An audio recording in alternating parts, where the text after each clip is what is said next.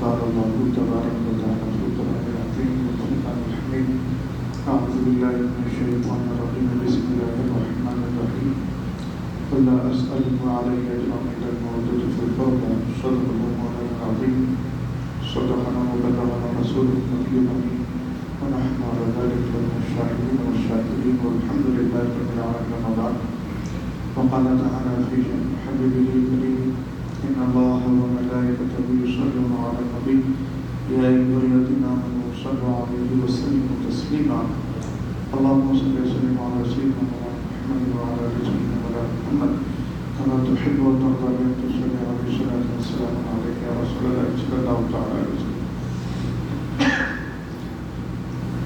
حاضرین کرام احترام، ہماری گفتگو محبت اہل بیت کے حوالے سے چل رہی تھی، جس میں نے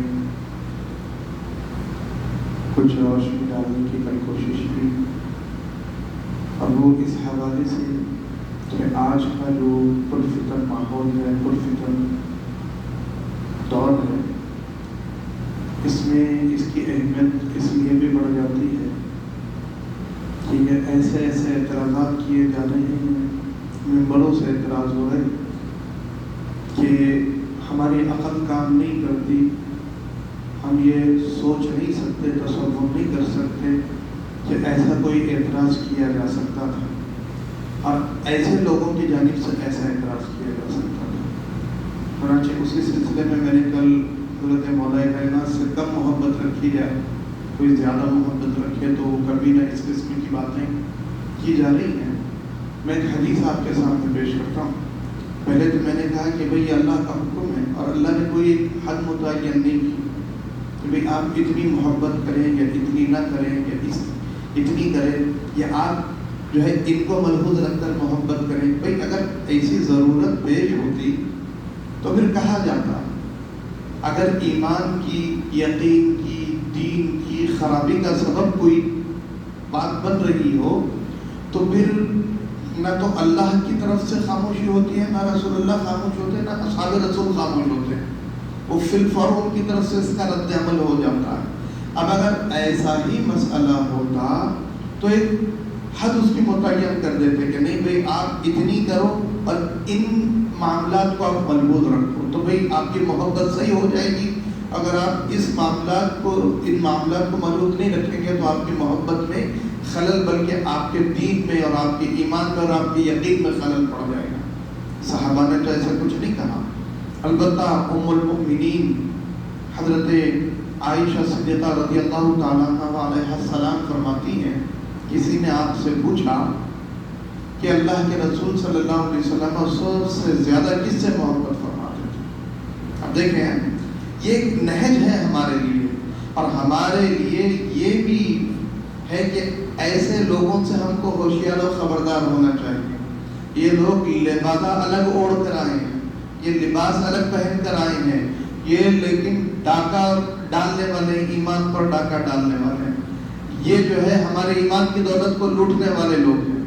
تو ماں عائشہ صدیقہ رضی اللہ تعالیٰ عنہ علیہ السلام سے جب یہ دریافت کیا گیا اللہ کے رسول سب سے زیادہ کس سے محبت فرمایا کرتے، تو آپ فرماتی کہ بی بی فاطمہ الزہرا علیہ السلام۔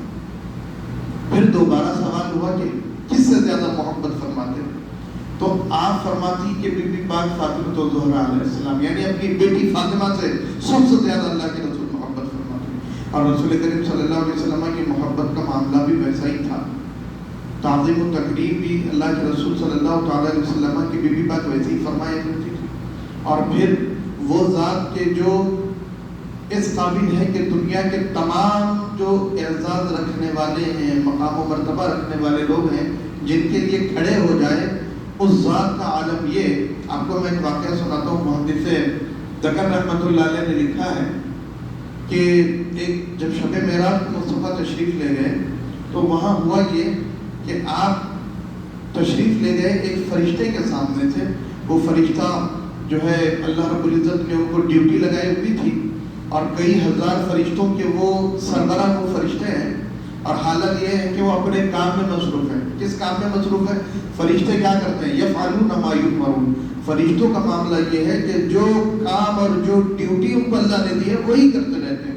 یہی اس لیے ہم دیکھتے ہیں کہ کوئی حضرت رسول اللہ صلی اللہ علیہ وسلم نے دیکھا کوئی رکوع میں ہے، کوئی سجدے میں ہے، کوئی قیام میں ہے، یعنی جو کام اللہ رب العزت نے فرما دیا تو جیسا ان کو کرنے کا حکم دیا گیا، جس حالت میں کرنے کا حکم دیا، جس نوعیت و کیفیت میں کرنے کا حکم دیا، فرشتے اس سے سر منہ اختلاف نہیں کرتے، سر منہ اس سے جو ہے اعراض نہیں کرتے، یعنی پوری پوری حکم کی تعمیل کرتے ہیں۔ تو اب وہ اپنے کام میں مصروف ہے۔ کام دینے والا کون؟ اللہ۔ اطاعت و فرما برداری کسی کر رہے ہیں؟ اللہ کی۔ مگر ہوا یہ کہ مصطفیٰ وہاں سے گزر گئے اور انہوں نے رسول اللہ کی طرف توجہ نہیں دی۔ معاملہ دراصل پیش ہوا، حضرت سرکار دو عالم صلی اللہ علیہ وسلم کے پاس جبریل آئے اور کہا کہ یا رسول اللہ صلی اللہ علیہ وسلم فلاں فرشتہ ہے، آپ اللہ کی بارگاہ میں دعا کرتے ہیں اس کے لیے۔ کہا کہ کیوں؟ تو کہا کہ حضور اللہ رب العزت نے اس کو جو ہے دنیا میں پھینک دیا ہے، اس کے پروں کو اللہ تعالیٰ نے جلا کر خاکستر کر دیا ہے، اللہ تبارک و تعالیٰ نے اس سے تمام اعزازات چھین لیے ہیں، اللہ تعالیٰ نے اس کا جو منصب ہے وہ اس سے چھین لیا ہے اور اس کو دنیا میں پھینک دیا ہے، اور وہ گریہ کر رہا ہے، اللہ کی بارگاہ میں رو رہا ہے۔ کیوں رو رہا ہے؟ وہ اس لیے رو رہا ہے کہ وہ اللہ کی بارگاہ میں توبہ کرتا ہے کہ اللہ تعالیٰ اس کو وہ مقام و مرتبہ اور وہ جو منصب اللہ نے عطا فرمایا تھا اس کو عطا فرما دے، واپس عطا فرما دے۔ نبی کریم صلی اللہ علیہ وسلم نے جب دریافت کیا کہ کیا معاملہ ہوا، کہا کہ حضور جب آپ معراج میں تشریف لائے تو معاملہ یہ ہوا کہ آپ وہاں سے گزرے، لیکن یہ وہ فرشتہ تھا، میں نے جیسے کہا نا کہ وہ کس کام میں مصروف ہے؟ اللہ کے حکم کی تعمیل میں مصروف ہے، لیکن معاملہ یہ ہے کہ مصطفیٰ کی بے ادبی اللہ کو کتنی ناگوار ہے، کتنی ناپسند ہے۔ اللہ تعالیٰ کتنا جو ہے غضبناک ہوتا ہے جو نبی کریم صلی اللہ علیہ وسلم کی توہین و اہانت کرتے ہیں یا بے ادبی کے مرتکب ہوتے ہیں۔ تو اب اللہ کے رسول صلی اللہ تعالیٰ علیہ وسلم سے جبریل کہتے ہیں کہ معاملہ یہ ہوا کہ جب آپ وہاں سے گزرے تو یہ تعظیماً آپ کے لیے کھڑے نہیں ہوئے، انہوں نے آپ کی تقریر نہیں کی، آپ کے لیے کھڑے نہیں ہوئے، انہوں نے آپ کا استقبال نہیں کیا، حالانکہ وہ فرشتہ اللہ کے حکم کی اطاعت میں ہے، تعمیل میں ہے، مگر مصطفیٰ کی بے ادبی جو کی، اور کیسی بے ادبی؟ اللہ کے حکم پر عمل آوری کرتے ہوئے، اللہ کی تابعداری کرتے ہوئے۔ اس سے یہ بات ان لوگوں کے لیے بھی جو ہے یعنی دلیل بنتی ہے اور عبرت کا سبق بنتی ہے کہ جو اللہ کی تعمیل کا نام لے کر، اللہ کی توحید کا نام لے کر اللہ کے محبوب بندوں کی اہانت و توہین کرتے ہیں، رسول اللہ کی توہین کرتے ہیں، صحابہ کی، اہل بیت کی توہین کرتے ہیں، کہ جو اللہ کی توحید کی آڑ دے کر، اللہ کی توحید کا نام لے کر۔ تو اللہ رب العزت نے جو ہے معاملہ یہ فرمایا کہ اس بے ادبی کی وجہ سے کہ وہ جو آپ کے استقبال کے لیے کھڑا نہیں ہوا، اللہ تعالیٰ نے اس کے اس سوء ادب کی وجہ سے، اس کی اس بے ادبی کی وجہ سے سب کچھ اس کا چھین لیا، اس کے پر جلا کر خاکستر کر دیے، اور اس کو جو ہے دنیا میں اللہ تبارک و تعالیٰ نے ڈال دیا ہے۔ اور جب تک آپ اس کے لیے دعا نہیں کریں گے تو اس کی جو ہے اللہ تبارک و تعالیٰ اس کو وہ مناسب اور جو کچھ اس کے مراتب ہے وہ عطا نہیں فرمائے گا۔ بہرحال میں واقعے کی، چونکہ اچانک وہ واقعہ یاد آ گیا، آگے کا معاملہ شاید امام حسین علیہ السلام سے کچھ جڑا ہوا ہے یا رسول اللہ کا دعا فرمانا، میں بھول رہا ہوں واقعات میں ان دونوں حضرات میں سے کسی کا بہرحال میں سے مختصر یہ کہ تذکرہ ہے، لیکن بتلانا یہ چاہتا ہوں کہ رسول اللہ صلی اللہ علیہ وسلم کے لیے ایک فرشتہ نہیں کھڑا ہوا تو اللہ تعالیٰ نے اس پر یہ عطا فرمایا۔ تو وہ ذات جس کے لیے اللہ کی پوری مخلوق کھڑی ہوتی ہے، اس ذات کا یہ عالم کہ جب بی بی پاک فاطمہ الزہرا علیہ السلام تشریف لاتی تو آپ کھڑے ہو جایا کرتے تھے۔ کیسی محبت ہوگی آپ مجھے بتائیں، کیسی محبت ہوگی رسول اللہ صلی اللہ علیہ وسلم کو اپنی شہزادی سے کہ آپ ان کے استقبال کے لیے کھڑے ہو جا رہے ہیں۔ اور ایسا نہیں کہ جو تو یعنی کبھی کبھار جب بھی آپ تشریف لاتی تب رسول کریم صلی اللہ علیہ وسلم کھڑے ہو جاتے اور آپ کے پیشانی پر بوسہ دیتے اور آپ کو اپنی جگہ پر بٹھاتے۔ کیسا اعزاز ہے، کیسی محبت کا اظہار ہے عزیزان گرامی وقار۔ اور آج کچھ لوگ اسی ذات کو تکلیف دینے کی جسارت و حماقت کر رہے ہیں۔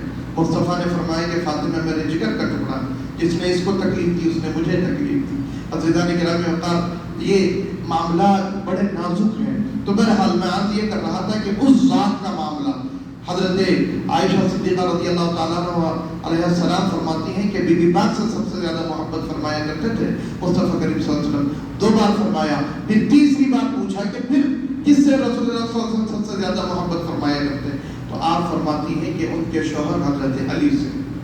یعنی طریق نبوی تو یہ رہا ہے کہ وہ حضرت علی سے محبت سب سے بڑھ کر فرمائے. حضرت ابوبکر صدیق رضی اللہ تعالیٰ عنہ کے لیے بھی اسی روایت ہے. ہم تنگ دل لوگ نہیں ہیں، تنگ نظر نہیں ہیں، معاذ اللہ رب العالمین، ہم تنگ نظر لوگ نہیں ہیں، ہم اعتدال کے راہ پر چلنے والے لوگ ہیں. ہم یہ نہیں کرتے کہ اپنے مطلب کا جو ہے اس کو تو بول دیں اور جو اپنے مطلب اور مزاج کا نہیں ہے تو اس کو گول مول کر لیں. ہمارا مزاج یہ نہیں ہے، اس نوعیت کی ہے. لیکن اس کی گواہی دینے والی ذات کون سی ہے؟ بی بی پاک حضرت سیدہ عائشہ صدیقہ رضی اللہ تعالیٰ عنہ علیہ السلام. تو بہرحال عزیزان کے نام وقار، یہاں تو کوئی ایسا قانون نہیں ہے. مصطفیٰ خود سب سے بڑھ کے محبت فرما رہے ہیں.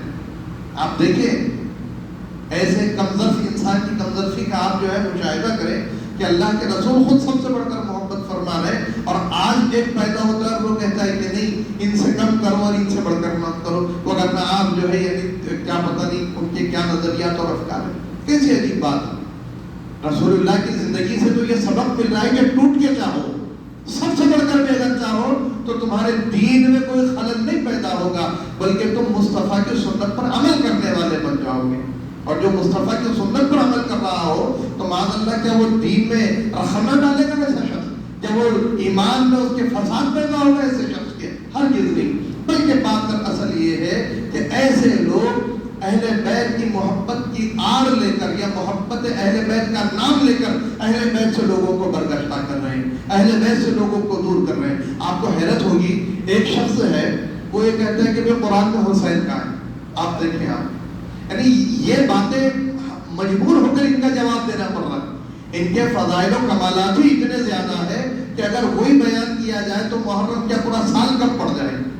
ان بزرگان کے، ان شخصیات کے جو فضائل و کمالات ہیں اگر صرف وہی ہم بیان کرتے چلے جائیں تو پورا مہینہ کیا پورا سال کم پڑ جائے، مگر مجبور ہو کر جواب دینا پڑ رہا ہے.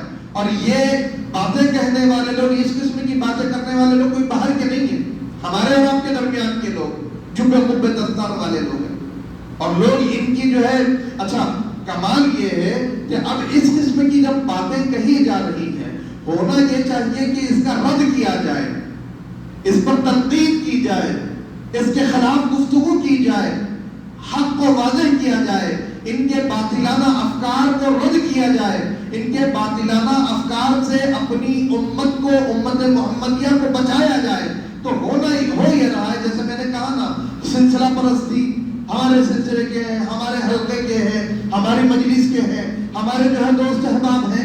تو ہو یہ رہا ہے کہ بجائے ان کا رد و قضا کرنے کے ان کی حمایت میں میدان میں لوگ اتر رہے ہیں. نہیں انہوں نے صحیح کہا ہے. کتنی عجیب بات ہے، کیا صحیح کہا ہے؟ ارے بھائی تمہاری بات قولے اور عمل مصطفیٰ سے ٹکرا رہی ہے، یہ کس قسم کا صحیح کہنا ہے؟ اور آپ جو ہے ان کی یوں کہا جائے کہ انتھا سلسلے کے اوپر اعتماد کرتے ہوئے، سلسلے کے معاملات کو مربوط رکھنے کے لیے، اپنے سلسلے کے لوگوں کو بچانے کے لیے آپ جو ہے ان کے اندھیپن میں آپ بھی کیا تو شریک ہو رہے، ان کی ناسوبیت میں آپ بھی شریک ہو رہے.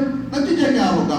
جہاں یہ جائیں گے وہاں آپ بھی جائیں گے. اللہ کے رسول صلی اللہ علیہ وسلم کی ایک حدیث ہے، اللہ کے رسول صلی اللہ علیہ وسلم نے فرمایا کہ اے علی تم جنت و دوزخ بانٹنے والے ہو. اس پر علماء نے، محدثین نے کچھ کلام کیا ہے، میں نہیں کہوں گا کہ بھئی، لیکن فضیلت کے باب میں ہے. تو اس کی 2 وجوہات بیان کی. ایک تو یہ کہ جو محبت کرے گا وہ جنت میں جائے گا، اور ایک وہ جو بغض کرے گا وہ جو ہے جہنم میں جائے گا. تو اور ایک بیان کیا گیا ہے کہ آپ جو ہے پل صراط کے قریب ٹھہریں گے، داخل جنت کے قریب، جنت کے دروازے پر آپ ٹھہرے ہوں گے. اور معاملہ یہ کر رہے ہوں گے کہ جو محبت کرنے والا ہوگا اس کو تو انٹری ملے گی، اور جو محبت کرنے والا نہیں ہوگا، بغض کرنے والا ہوگا، بغض رکھنے والا ہوگا اہل بیت سے، تو اس کو جہنم کا دروازہ بتایا جائے گا. مولا کائنات کو اللہ تعالیٰ یہ اعزاز قیامت کے دن عطا فرمائے گا.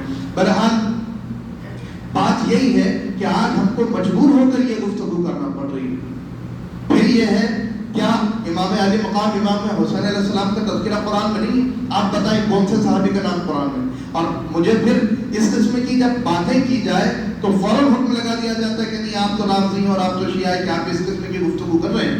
بھائی جو بعد فتح مکہ کے ایمان لائے ان کا تو ذکر قرآن میں ہو, ان کا تو ذکر قرآن میں ہو, لیکن جو رسول کے گھر کے لوگ ہیں ان کا ذکر قرآن میں نہ ہو. کتنی تعجب کی بات ہے, آپ بتائیں مجھے.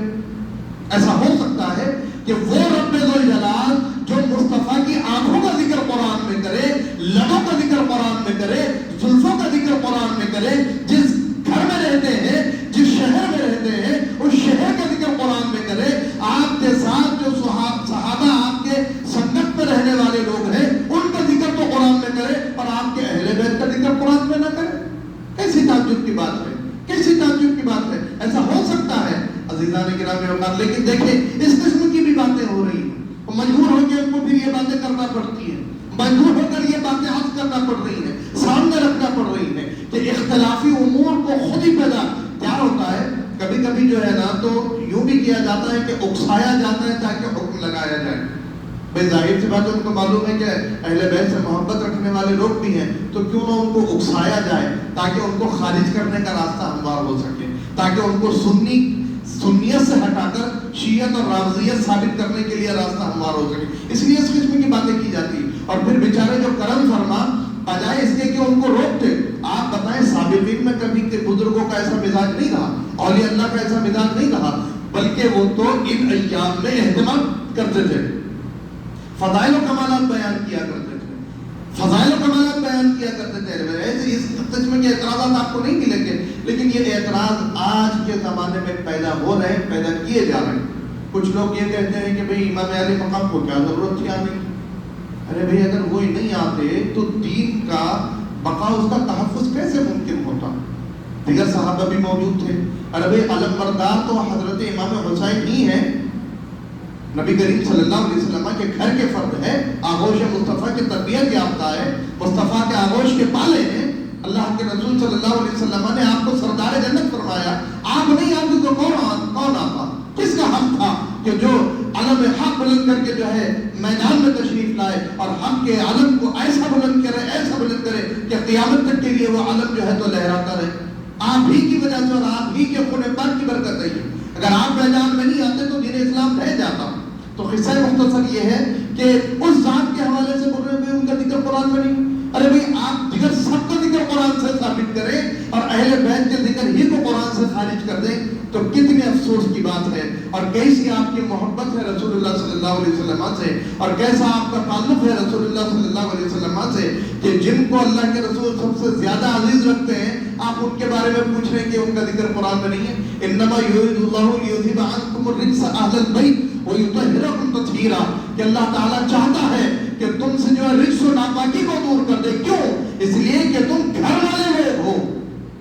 لیذھب عنکم الرجس اہل البیت, اللہ نے تو ذکر فرمایا ہے, ویطہرکم تطہیرا, اور تم کو خوب پاک و صاف کر دے. اللہ نے تو اہل البیت کہہ کر ذکر فرمایا ہے, اور مصطفیٰ نے اس پر جو ہے اس کی تفسیر و تشریح فرما کر اس پر قیامت تک کے لیے مہر ثبت فرما دی کہ کون کہتا ہے کہ حسنین کا ذکر قرآن میں نہیں ہے, کون کہتا ہے کہ فاطمہ کا ذکر قرآن میں نہیں ہے, کون کہتا ہے کہ علی کا ذکر قرآن میں نہیں ہے.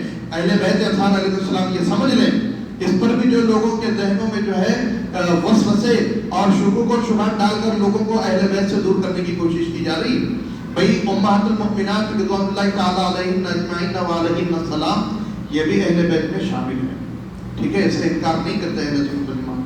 ایک اعزازی اہل بیت بھی ہے. اب اعزازی اہل بیت کون ہے؟ جیسے حضرت سلمان فارسی اور چند ایک صحابہ ہے جن کو اللہ کے رسول صلی اللہ علیہ وسلم نے خود فرمایا کہ تم ہمارے گھر والے ہو, تم ہمارے اہل بیت ہو. اعزازی ہیں. اور خصوصاً اللہ کے رسول صلی اللہ تعالیٰ علیہ وسلم نے جن کو اہتمام کے ساتھ اہل بیت فرمایا تو یہ 4 نفوذ ہیں. میں نے اس سے پہلے بھی گزشتہ بھی عرض کیا تھا, پنجتن پاک ہم کہتے ہیں. تو پنجتن پاک کہنے کا مفہوم و مطلب یہ ہے کہ اللہ کے رسول صلی اللہ علیہ وسلم جب یہ آیت نازل ہوئی, انما یرید اللہ لیذھب عنکم الرجس اہل البیت ویطہرکم تطہیرا, حدیث کسا جسے کہا جاتا ہے, چادر والی حدیث. اس حدیث کے راوی ام سلمہ رضی اللہ تعالیٰ عنہ علیہ السلام بھی ہیں, حضرت ام المؤمنین عائشہ صدیقہ رضی اللہ تعالیٰ علیہ السلام بھی ہیں، یمنی چادر کہہ کر ذکر کیا، اور دیگر طریقے سے کہ نبی کریم سے امام حسن آئے، آپ اپنی چادر میں لیا، امام حسین آئے، بی بی فاطمہ الزہرا تشریف لائیں، مولا کائنات مولا علیہ السلام آئے، آپ نے سب کو اپنی چادر تطہیر میں لیا اور انشاءاللہ کی بارگاہ میں گزار ہوئے کہ یا اللہ یہ میرے اہل بیت ہیں۔ ام سلمہ رضی اللہ تعالیٰ علیہ السلام نے جو ہے اپنے سر مبارک کو چادر میں داخل کیا کہ یا رسول اللہ میں بھی، اللہ کے رسول صلی اللہ علیہ وسلم نے ارشاد فرمایا کہ تم خیر اور برکت کے مقام پر ہو، اور پھر اللہ کی بارگاہ میں آپ گزار ہوئے کہ یا اللہ یہ میرے اہل بیت ہے، ان کو تو خوب پاک و صاف فرما دے۔ اور پھر محبت کے حوالے سے بھی حدیثیں ہیں کہ میں ان سے محبت کرتا ہوں، لہذا مولا تو بھی ان سے محبت فرما، اور ایک روایت میں ہے کہ جو ان سے محبت کرتا ہے تو ان سب سے محبت فرما، اور جو ان سے بغض کرتا ہے، جو ظاہر سی بات ہے جب محبت کرنے کا صلہ محبت کی صورت میں مل رہا ہے تو بغض و عداوت رکھنے کا صلہ اللہ کے غضب کی صورت میں ملے گا، اس کی کوئی دوسری صورت نہیں ہو سکتی۔ تو بہرحال قصہ مختصر یہ ہے کہ ان کا ذکر تو خود قرآن میں اہل البیت کہہ کر اللہ نے کیا، اب یہ کیا کریں گے؟ تو کچھ لوگ اپنی قوت بازو اس پر صرف کرنے لگ گئے ہیں۔ دیکھیں ہمارے بزرگوں کا شیوہ اور طریقہ نہیں رہا، ہمارے بزرگوں نے وہی بیان کیا جو مصطفیٰ نے بیان کیا، لیکن یہ لوگ اپنی قوت بازو اس پر صرف کر رہے ہیں کہ نہیں بھئی سابقہ آیت میں صرف جو ہے امہات المؤمنات کی بات ہوئی ہے تو وہ صرف امہات المؤمنات کو کہا گیا ہے۔ ارے بھئی اس کی تفسیر رسول اللہ بیان فرما رہے ہیں۔ کتنی نادانی کی اور کمقلی کی بات ہے کہ آپ مصطفیٰ کی تفسیر پر اپنی عقل لگا رہے ہیں، محض ان سے بغض ہونے کی وجہ سے، محض ان کے مقام و مرتبے کو نہیں ماننے کی وجہ سے، محض ان سے محبت نہیں کرنے کی وجہ سے آپ جو ہے رسول اللہ نے جو تفسیر فرمائی ہے اس کے مد مقابل اپنی عقل کے گھوڑے دوڑا رہے ہیں۔ ہم ان کا میں نے جیسے کہا نا، ہم تنگ نظر لوگ نہیں ہیں، ہم جو ہے حقیقت پسند لوگ ہیں، ہم حق شناس، حق گو اور حق کی تائید کرنے والے لوگ ہیں۔ ہم نے کہا کہ بھئی امہات المؤمنات رضوان اللہ تعالی علیہن اجمعین و علیہم السلام یہ بھی اہل بیت ہیں، اہل بیت سکنی، اس کی علماء کرام نے اس کی جو ہے تقسیم بھی فرمائی ہے۔ تو بہرحال عزیزان گرامی وقار، آپ بتائیں کتنی زیادتی والی بات ہے، کیسا ماحول ہو چکا ہے، اہل بیت اطہار علیہ السلام کے ساتھ کیسے رویے لوگ اپنا رہے ہیں۔ کیا ایسے موقع پر یہ مجالس اہم اور ضروری نہیں ہو جاتی؟ بہت زیادہ ضروری ہو جاتی ہے، اور ان کا جواب دینا بھی ضروری ہے۔ کچھ لوگ جو ہے ہمارا آدمی کہہ کر یہ جو حرکتیں کر رہے ہیں، اگر ہم آج خاموش رہیں گے خدا نہ خواستہ تو پتہ نہیں کل کو کیا کیا افسانے بن جائیں گے۔ افسانے بننے میں دیر نہیں لگتی۔ آپ کو معلوم ہونا چاہیے، میں نے پہلی جو مجلس اور پہلا جو اجتماع ہوا اس میں بھی عرض کیا تھا کہ کچھ لوگ اس زمانے میں بھی تھے جو جھوٹی باتیں گھڑنے والے لوگ تھے۔ تو اب اگر کبھی ان باتوں کا رد آج نہیں کیا جائے گا تو کل کو لوگوں کے لیے یہ دلیلیں بن جائیں گی۔ وہ لوگ جو ناسبیت اور خارجیت زدہ ہیں ان کے لیے یہ باتیں دلیل بن جائیں گی، اور وہ یہ کہنے لگیں گے کہ دیکھو دیکھو تمہارے تو مولوی نے لکھا ہے، دیکھو تمہارے تو عالم صاحب ہے، تمہارے تو پیر صاحب ہے، انہوں نے لکھا ہے۔ عزیزان گرامی وقار، ہم جو ہے حق پسند ہیں، حق کو ہے اور حق کو تسلیم کرنے اور ماننے والے لوگ ہیں، معتدل لوگ ہیں، نہ ہم خارجیت کی طرف جانے والے ہیں، نہ ہم جو ہے رافضیت کی طرف جانے والے ہیں، لیکن یہ ہے کہ جو حق ہے اس کو تسلیم کرنے والے ہیں۔ منقول تو مولا کا بھی معاملہ آپ دیکھ لیجئے، دوست بڑے چیلنج کے ساتھ کہہ رہے ہیں کہ بھئی دوست اس کا معنی ہے۔ عزیزان گرامی وقار، حضور شیخ الاسلام امام ہمام مجدد جو ہے دین حضرت امام انوار اللہ فاروقی علیہ رحمت و رضوان نے اتنی پیاری تشریف فرمائی کہ جو خلفائے ثلاثہ ہے ان کا مقام و مرتبہ بھی محفوظ ہو گیا، مولا کائنات کی جو شان ہے وہ بھی بیان ہو گئی۔ آپ نے فرمایا کہ بھئی مولا کے معنی آپ نے بھی بیان فرمائے، جیسے یہ کچھ لوگ بیان کرتے ہیں یہ مانا وہ مانا، غلام ہے، محبت ہے، دوست ہے، تمام معنی بیان کیے، مددگار ہیں، اور لیکن یہ کیا کرتے ہیں کہ سارے معنی بیان کر کے اپنے مطلب کی لیتے ہیں۔ کیوں؟ کیونکہ جو ہے اہل بیت امام علی علیہ السلام کی شان ان کو گھٹانا، یہ خوشنیتی کے لیے نہیں ہے یہ کہ بھئی دوست کے معنی ہے، نہیں، ان کو بتا بھئی آپ شیعوں کا رافضیوں کا رد کرو، کس نے منع کیا ہے، لیکن اس کے چکر میں ان کی شانوں کو تو نہ گھٹاؤ۔ یہ کیسی محبت ہے، صحابہ کا نام لے رہے ہیں اور اہل بیت کو گھٹاتے چلے جا رہے ہیں، گھٹاتے چلے جا رہے ہیں۔ صحابہ کے لیے اگر کوئی ایسی بات اشارتاً بھی کہہ دے تو بالکل ایک قیامت برپا ہو جاتی ہے. اور اہل بیت کے لیے یہ جملے استعمال ہو رہے ہیں، جو تک نہیں دیکھ رہی، تو پھر ہم کیسے سمجھے کہ تم محبت اہل بیت میں مخلص ہو؟ ہم کیسے مان لیں کہ تمہارے دل کو اہل بیت کی جو توہین ہے اس سے ٹھیس پہنچی، تکلیف پہنچی؟ اجی تم خود راستے ہموار کر رہے ہو، تم خود راستہ ہموار کر رہے ہو. تو بانیہ جامعہ نظامیہ فرماتے ہیں کہ مولا کے جو معنی ہے دوست ہے، تمام ہے، لیکن مولا کے ایک معنی مددگار بھی ہے. دیکھیں کتنی پیاری تشریح.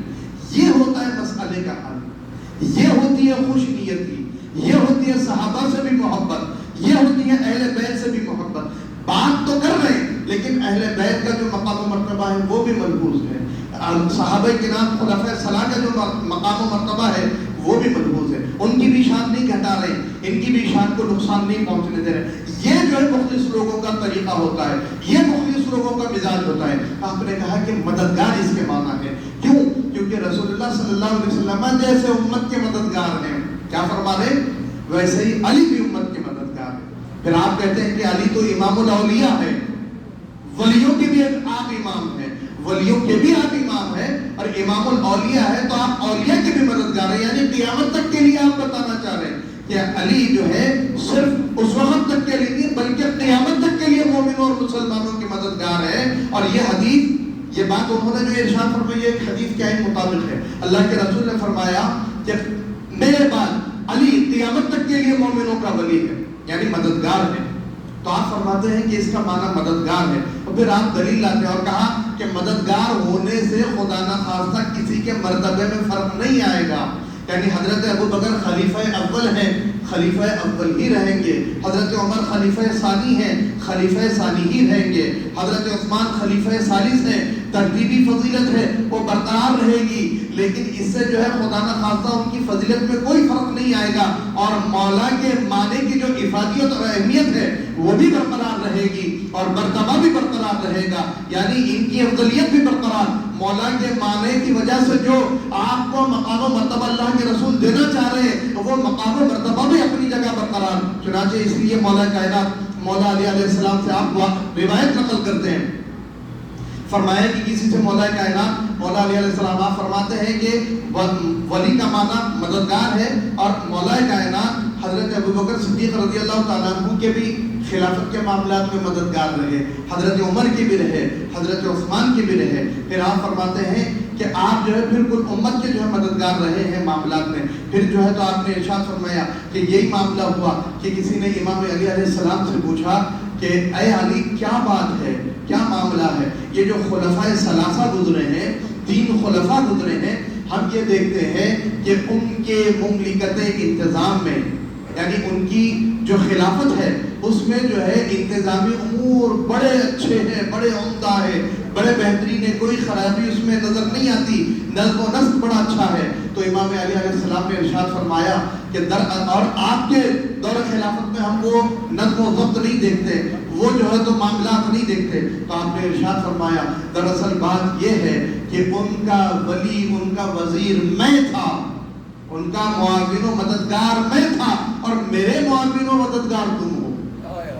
یعنی جو خلافت کے جو امور ہے اس میں ان کا مددگار میں تھا اور میرے خلافت کے امور میں مددگار تم ہو. کیونکہ ان کا مددگار اعلیٰ تھا، ان کا مددگار عمدہ تھا، ان کا مددگار بہترین تھا، اس لیے ان کا خلافت کا نظم و نسق عمدہ تھا، بہترین تھا، اچھا تھا. اور میرے جو معاون و مددگار ہیں تم جیسے ناخلف لوگ ہیں، اس لیے جو ہے تم میرے جو نظام خلافت ہے اس میں جو ہے خرابی ہے، نظم و نسق میں جو ہے یعنی وہ درستگی اور عمدگی نہیں ہے. اس لیے حضرت عمر رضی اللہ تعالیٰ عنہ بھی تو فرمایا کرتے تھے کہ اگر علی نہیں ہوتے تو عمر ہلاک ہو جاتے. کیوں فرماتے تھے؟ یہی مشاورت کے حوالے سے ہی وہ واقعہ ایک کیس آ گیا تھا. خیر بات زیادہ طویل ہو جائے گی، انشاءاللہ اس کو کل جو ہے عرض کرنے کی سعادت حاصل کروں گا. بارگاہ رب العزت میں دعا ہے کہ جو کچھ کہا گیا سمجھنے عمل پیرا ہونے کی توفیق عطا فرمائے. آمین بجانب سید المرسلین وآخر دعوانا الحمدللہ رب العالمین.